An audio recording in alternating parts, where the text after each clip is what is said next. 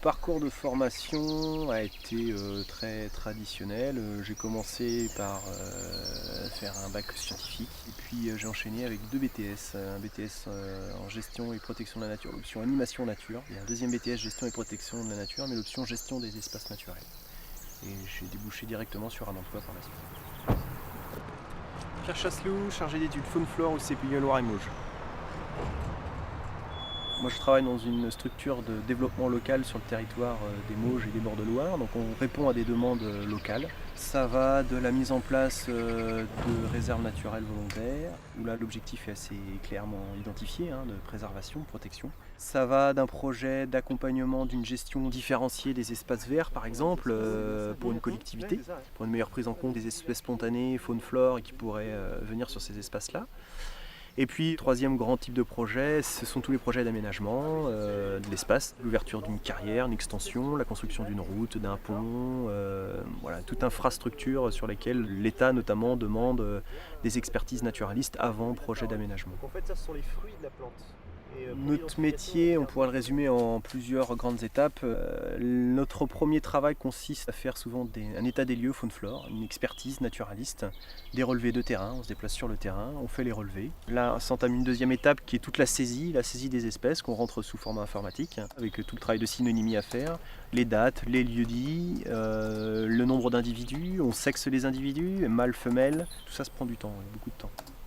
L'étape qui suit, là du coup c'est un travail de bureau, assez long et fastidieux, donc de rédaction, de cartographie, donc sous forme de rapport écrit, sachant qu'en face justement il faut réussir à être juste scientifiquement mais se faire comprendre de son commanditaire du projet, donc ça c'est pas le plus simple.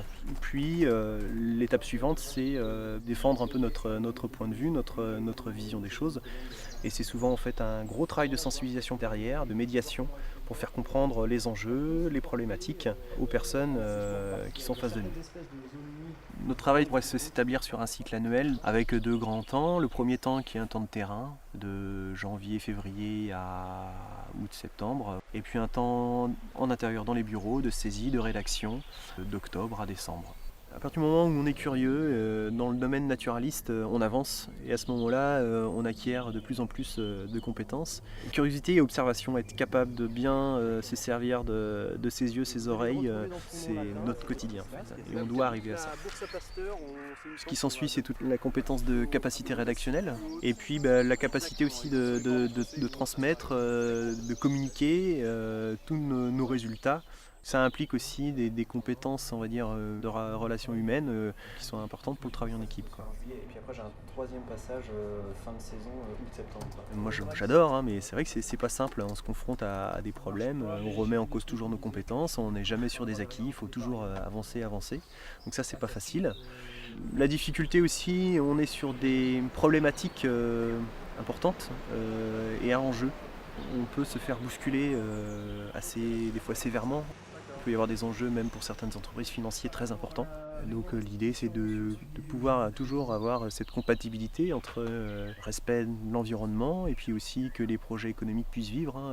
C'est pas l'un sans l'autre, c'est l'un et l'autre, et nous on est persuadés qu'on peut trouver des solutions, des fois assez simples et peu coûteuses, à partir du moment où on y met la volonté, quoi.